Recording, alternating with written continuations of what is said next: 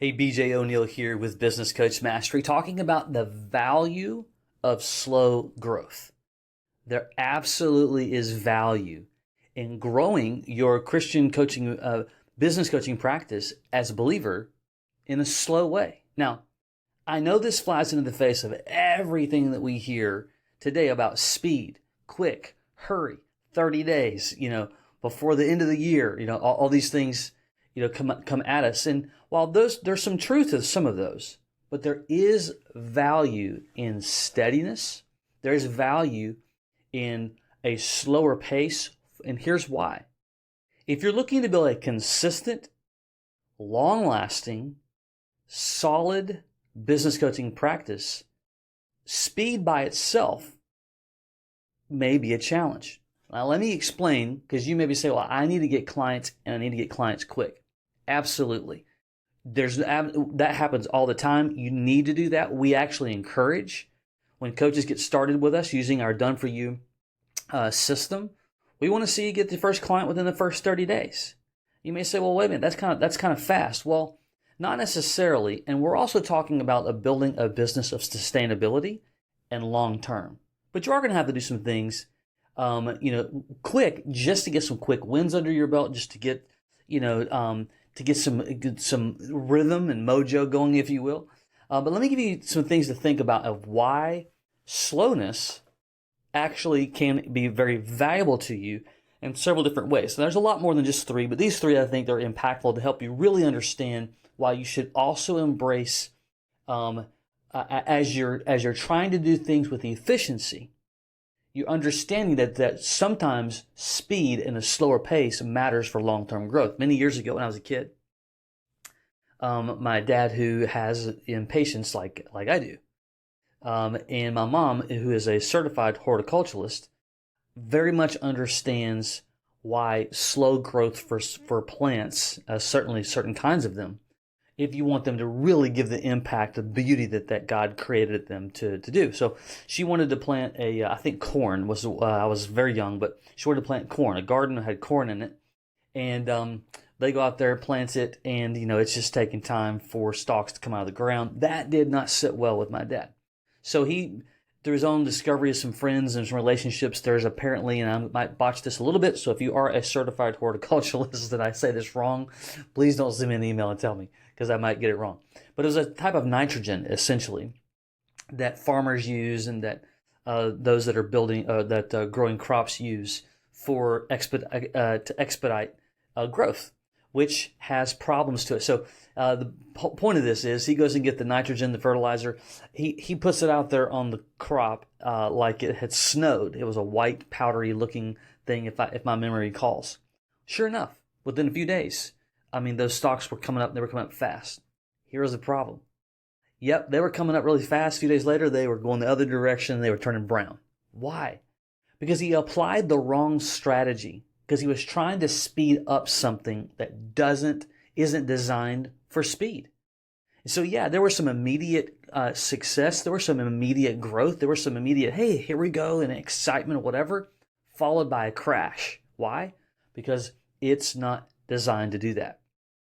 And the real truth is about building anything successful for long term, you have to make sure you understand that you can't just hurry everything. So again, yes, we want to see you get a first client or so pretty quickly, get some quick wins under your belt, get some excitement, get some rhythm and down. But if you're really looking for sustainability, you want to go at a slower pace. Let me give you and explain. Number one, when you're building a foundation in any kind of business, especially a coaching practice, you're working through your philosophy, you're working through your values, you're working through just, your approach.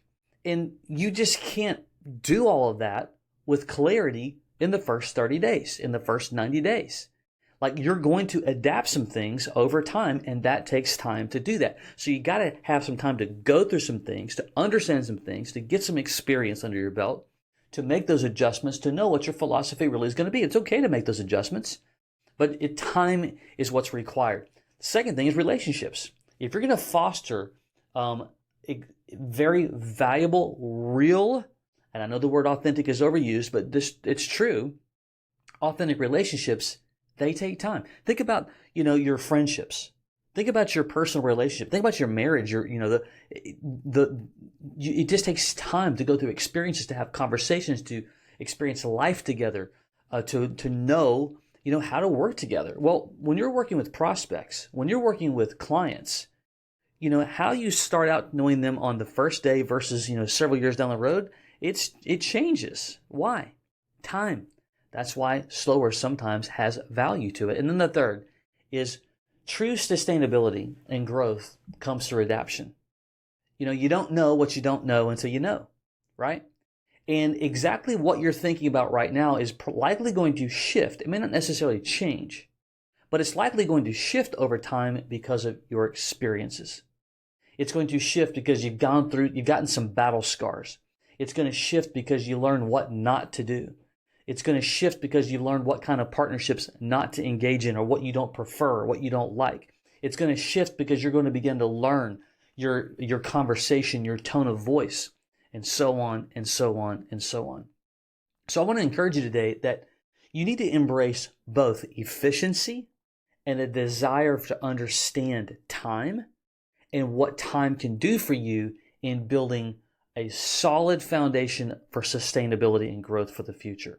If all you try to do is to hurry up every single thing, your website's going to be poorly written, your emails are going to be poorly designed, your conversations, people are going to feel your rush, they're going to feel your hurry, they're going to feel your speed. So you want to separate hurry and efficiency and growth of time.